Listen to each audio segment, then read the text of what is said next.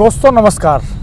इस वक्त बिहार में सियासत तेज है, सियासी तूफान चरम पर है और कयास लगाए जा रहे हैं कि क्या चुनाव के पहले ही नीतीश कुमार सत्ता से बाहर हो जाएंगे, क्या चुनाव के पहले ही नीतीश कुमार कोई मास्टर स्ट्रोक मार देंगे, कोई बड़ा खेल कर देंगे और सेंटर की पॉलिटिक्स में चेंज हो जाएगा इसको लेकर के, या फाइनल ऑपरेशन कर देगी, ऑपरेशन लोटस कर देगी भारतीय जनता पार्टी बिहार में और नीतीश कुमार की सियासत का चैप्टर क्लोज हो जाएगा। ये दरअसल ऐसे बड़े सवाल हैं जिन पर इस वक्त पूरे देश के लोगों की निगाह बनी हुई है, चूँकि बिहार एक इम्पोर्टेंट स्टेट है और 2025 में, कल 2025 शुरू हो जाएगा तो 2025 में वहाँ पर इलेक्शन भी होने हैं, तो कुछ महीने इलेक्शन में बचे हैं।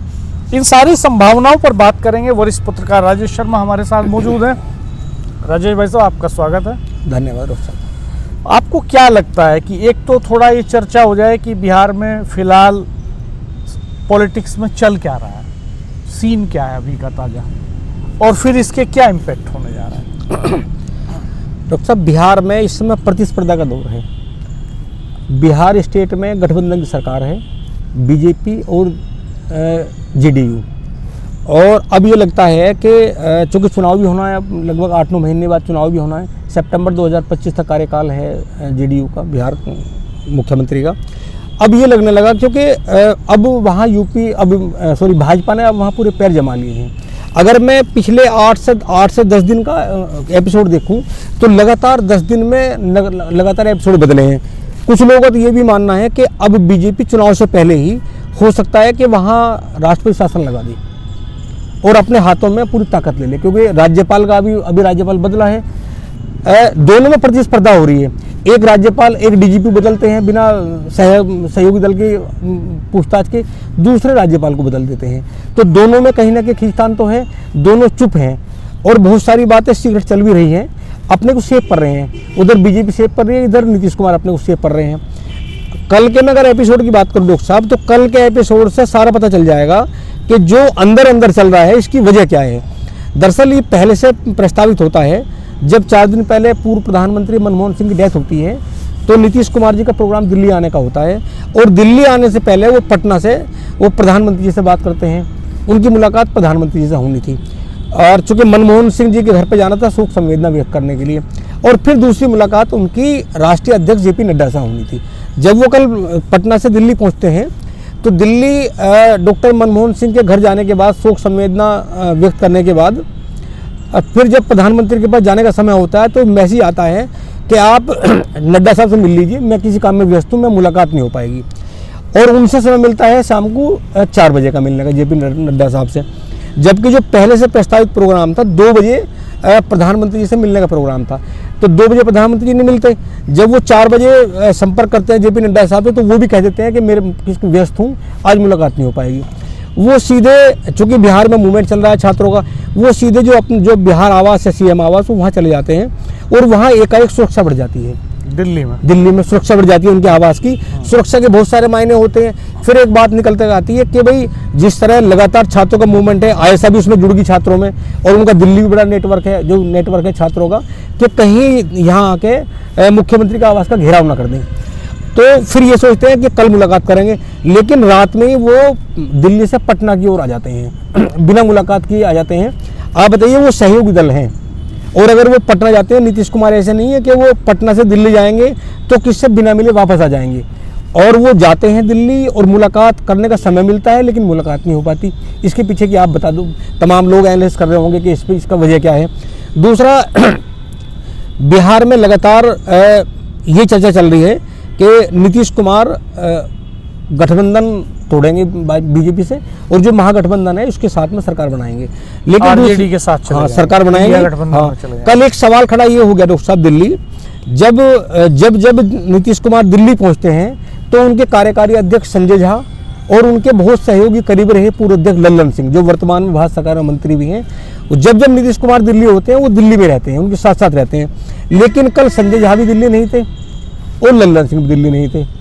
वो दिल्ली जाते हैं, वो पटना आ जाते हैं दोनों लोग। मतलब ये भी संयोग था कि उनके मुख्यमंत्री वहाँ जाते हैं दिल्ली और वो पटना आ जाते हैं। तो ये भी बात अब पब्लिक डोमेन में आ गई कि कहीं ना कहीं संजय झा और लल्लन सिंह खुले आरोप पप्पू यादव 2-3 बार लगा चुके, तेजस्वी यादव ने कई बार कह दिया कि सरकार तो अब वे दो लोग जो गृह मंत्री उनसे मिले हुए हैं। ये भी बहुत सारे पब्लिक डोमेन में बातें आई कि संजय झा और लल्लन सिंह वो इस समय बीजेपी के संपर्क में हैं और वो बहुत जल्दी ऐसा भी हो सकता है कि जेडीयू टूट सकती है।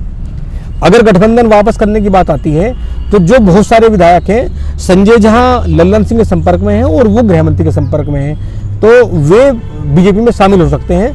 और बीजेपी में शामिल हो सकते हैं तो बीजेपी का एक मानना यह है कि उनके शामिल होने से इंडिपेंडेंट रूप से बीजेपी सरकार नहीं बना पाएगी बिहार में, लेकिन राज्यपाल शासन लागू हो सकता है।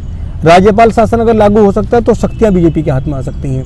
और फिर चूंकि 6 महीने ज़्यादा का समय है चुनाव में, तो 6 महीने के बाद ये प्रावधान है कि राज्यपाल से फिर राष्ट्रपति शासन लग सकता है। राष्ट्रपति शासन होगा तो भी फिर बीजेपी के हाथ में बहुत सारी ताकत रहेगी। और नीतीश कुमार को कहीं ना कहीं ये एहसास हो गया कि जिस तरह हरियाणा में 5 साल साथ रहे, पौने 5 साल दुष्यंत चौटाला, क्योंकि 10 उनके पास विधायक होते हैं, उनके बल पे ही वहाँ सरकार बनती है। और जो हसर दुष्यंत चौटाला का होगा, अभी हसर नीतीश कुमार का हो सकता है, वही पद से हटाए जा सकते हैं। अब ये इस समय पूरे बिहार में चर्चा है, आम चर्चा है। पप्पू यादव तो खुद कह चुके, उन्हें खुद कहा कि अगर नीतीश कुमार गठबंधन तोड़ेंगे तो नीतीश कुमार अब मुख्यमंत्री नहीं बनेंगे, पार्टी टूट जाएगी, भाजपा पार्टी तोड़ लेगी।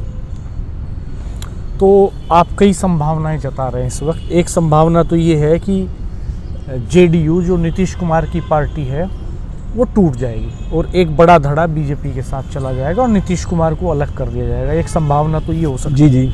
एक संभावना ये हो सकती है कि नीतीश कुमार पूरी पार्टी के साथ आरजेडी के साथ गठबंधन कर लें, तेजस्वी यादव के साथ, और चुनाव के पहले ही नए सिरे से सरकार बना लें और तेजस्वी के साथ इलेक्शन में जाएं। और एक विकल्प ये हो सकता है कि कुछ भी नहीं हो, एज इट इज चलता रहे। तो 3 तरह की मोटे तौर पर 3 संभावनाएं दिखाई दे रही हैं। आपको क्या लगता है, क्या संभावना ज़्यादा प्रबल है?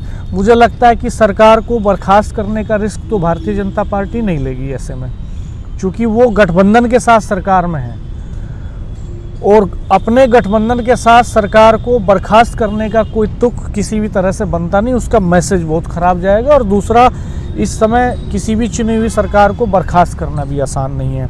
तो सरकार बदलने का तरीका बीजेपी के पास अभी कोई दिखाई नहीं देता कि वो अपना मुख्यमंत्री बना लें, इतना नंबर उनके पास है नहीं। आरजेडी को तोड़ने की स्थिति में वो है नहीं। अगर जेडीयू को तोड़ भी लेते हैं तो फिलहाल इससे कोई ज़्यादा फर्क पड़ने वाला है नहीं। एक बात ज़रूर हो सकती है कि वो नीतीश की पार्टी को तोड़ लें, बड़ा धड़ा इनके साथ आ जाए और फिर ये सवाल उठे कि साहब नीतीश के पास बहुमत नहीं है और फ्लोर टेस्ट की बात आ जाए, तो फ्लोर टेस्ट आएगा तो फ्लोर टेस्ट में सरकार गिर जाएगी, जाहिर सी बात है। तो गिर जाएगी तो राष्ट्रपति शासन लग जाएगा, ये विकल्प भी हो सकता है। बिल्कुल। और ये भी हो, अब नीतीश कुमार भी कच्चे खिलाड़ी नहीं है, वो भी ये भांप रहे होंगे। तो जाहिर सी बात है कि जिस तरह से उन्होंने डीएम और एसएसपी बदले हैं, तो शायद ये प्रयोग वो पहले भी करते रहे हैं और पूरे देश में इस तरह के प्रयोग होते रहे हैं मशीनरी के, तो शायद पार्टी में टूट ना हो, इसकी रणनीति के तहत इस तरह के चेंजेस मशीनरी में किए गए हों। तो खैर होगा क्या, इसके लिए तो हमें इंतज़ार करना पड़ेगा थोड़ा। लेकिन फिर भी राजनीति चूँकि संभावनाओं का खेल है, असीम संभावनाओं का खेल है और बिना आग के धुआं नहीं उठता। जब जब नीतीश कुमार ने पाले बदले हैं, जब जब बिहार में बदलाव हुए हैं, तब तब इसी तरह से धुआं उठता रहा, तब तब इसी तरह से जनता के बीच में चर्चाएं आती रहीं। आपको क्या संभावना ज़्यादा प्रबल लगती है? क्या नीतीश कुमार हटा दिए जाएंगे? क्या नीतीश कुमार की पार्टी टूट जाएगी? या नीतीश कुमार बीजेपी का साथ छोड़ करके आरजेडी के साथ चले जाएंगे? डॉक्टर साहब, राजनीतिक पंडितों का ये मानना है कि अगर इसमें नीतीश कुमार देर करते हैं तो बीजेपी अपने मकसद में कामयाब हो जाएगी। और अगर नीतीश कुमार तुरंत निर्णय लेते हैं, त्वरित निर्णय, क्योंकि अगर पार्टी टूटती है, अगर जेडीयू टूटती है, तो टूटने के बाद में फिर आरजेडी सरकार नहीं बना पाएगी। उसके नंबर कम होंगे, महागठबंधन के पास कम नंबर है। अगर 20 विधायक टूटते हैं, जैसे बताया जा रहा है लगातार कि लल्लन सिंह, संजय झा लगा हुआ है, अगर 20 विधायक टूटते हैं तोड़ने के लिए तो फिर महागठबंधन सरकार नहीं बन पाएगी। 1/3 तोड़ना जरूरी, मतलब 2/3 तोड़ना जरूरी होगा। फिर सरकार ना तो महागठबंधन बन पाएगी और ना इतने नंबर बीजेपी के पास होंगे कि टूटने के बाद भी बीजेपी सरकार बना ले। तो क्या लगता है दोस्तों, क्या नीतीश कुमार सरकार में बने रहेंगे चुनाव तक, या नीतीश कुमार की पार्टी को भारतीय जनता पार्टी तोड़ के ले जाएगी और फ्लोर टेस्ट का खेल होगा और वो बाहर हो जाएंगे, या उसके पहले नीतीश कुमार बड़ा दांव चल देंगे और वो आरजेडी के साथ चले जाएंगे, या ये जो तूफान है ये शांत पड़ जाएगा और इसी तरह से सरकार चलती रहेगी चुनाव तक? आप क्या कहते हैं, आपके पास क्या फीडबैक है, आपका क्या अनुमान है? जी राजेश। पॉलिटिकल जो एनालिसिस करने वाले राजनीतिक पंडित हैं वो तो यहाँ तक भी कह रहे हैं कि ये छात्रों का आंदोलन उग्र हुआ है, इसे कहीं ना कहीं उग्र करने के पीछे भी कहीं ना कहीं जो गठबंधन की पार्टी है कहीं ना कहीं बीजेपी का उन्हें आशीर्वाद है। चूंकि इतना मूवमेंट चल रहा है अभी तक लगभग 2 सप्ताह से कोई बातचीत नहीं हुई। तेजस्वी तो खुले तौर पे आरोप लगा रहे हैं कि वो प्रशांत किशोर की पार्टी बी टीम है बीजेपी की। इस पे पलटवार करते हुए प्रशांत किशोर ने भी कहा कि अगर हम बी टीम है तो सड़क पे हम ही लड़ रहे हैं, और तेजस्वी साहब को किसने रोका है वो आए सड़क पे और लीड करें छात्रों को, उनके मूवमेंट में खड़े हों।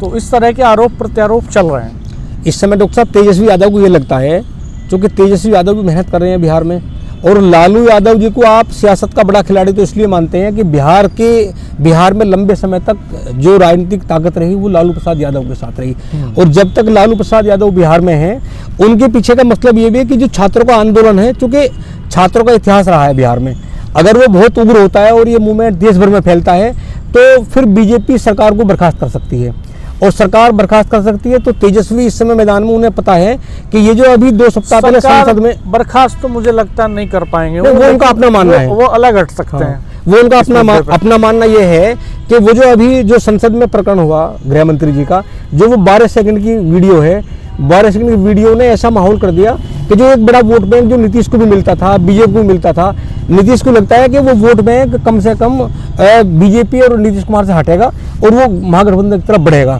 और ये एनालिसिस लगातार नीतीश कुमार भी कर रहे हैं, उन्हें भी तभी से ही लगातार नीतीश कुमार को ये आहट होगी कि आने वाले चुनाव में उन्हें नुकसान हो सकता है, इसीलिए वो लगातार उन्होंने 62 IPS बदल दिए, 55 IAS बदल दिए, DGP को बदल दिया, उन्होंने अपनी भूमि पहले से तैयार कर दी, क्योंकि वो गठबंधन में है। अब से पहले भी जब से गठबंधन में है नीतीश कुमार, तो अगर 2 भी IAS का IPS का स्थानांतरण हुआ तो उन्होंने सहमति ली डिप्टी मुख्यमंत्री से, जो डिप्टी मुख्यमंत्री बीजेपी के हैं। इस बार कोई सहमति नहीं ली। और देखो राणा जी, राजनीति में कोई बात मुंह से नहीं निकलती, वो जो हम सोचते हैं, एनालिसिस करते हैं, वो निकलती है। जब अटल बिहारी वाजपेयी जी की जयंती होती है, पटना में विशाल कार्यक्रम होता है, तो डिप्टी मुख्यमंत्री विजय सिन्हा ऐसा नहीं कि उनके मुंह से निकल गया हो, इसका मतलब प्लानिंग चल रही है, प्लानिंग में बात हुई होगी। उन्होंने कहा कि अटल बिहारी वाजपेयी जी को सच्ची श्रद्धांजलि तब होगी जब 2025 में बिहार में भाजपा का सीएम बनेगा। तो उनके मुंह से ये निकलना, और लगातार बीजेपी द्वारा राज्यपाल बदल देना, नीतीश कुमार के द्वारा सारे IAS IPS की लोबिंग बदल देना, और लगातार जैसे कल दिल्ली जाते हैं तो दिल्ली जाने के बाद में प्रधानमंत्री द्वारा प्रधानमंत्री का नाम मिलना, JP नड्डा का नाम मिलना, फिर वापस आ जाना पूरे सपने लेके। और ये एक और आरोप है कि जब वो मनमोहन सिंह के आवास पर पहुंचते हैं तो जो उनका फोटोग्राफर है उसकी एंट्री बंद कर दी गई। और ये भी कुछ लोगों का कहना है, पब्लिक डोमेन में बात चल रही है कि जब वो मनमोहन सिंह जी के घर पे पहुंचे, उनकी पत्नी को शोक संवेदना व्यक्त करी, तो वहाँ कांग्रेस के कुछ बड़े लीडर थे, उनसे उनकी बात भी हुई है। खैर, आप बताइएगा दोस्तों, कमेंट बॉक्स में कमेंट जरूर कीजिएगा, वीडियो को शेयर कीजिएगा, चैनल को सब्सक्राइब कर दीजिएगा, और वीडियो मित्रों के साथ शेयर करके लाइक ज़रूर कीजिएगा, नोटिफिकेशंस ऑल कर दीजिएगा। धन्यवाद, नमस्कार।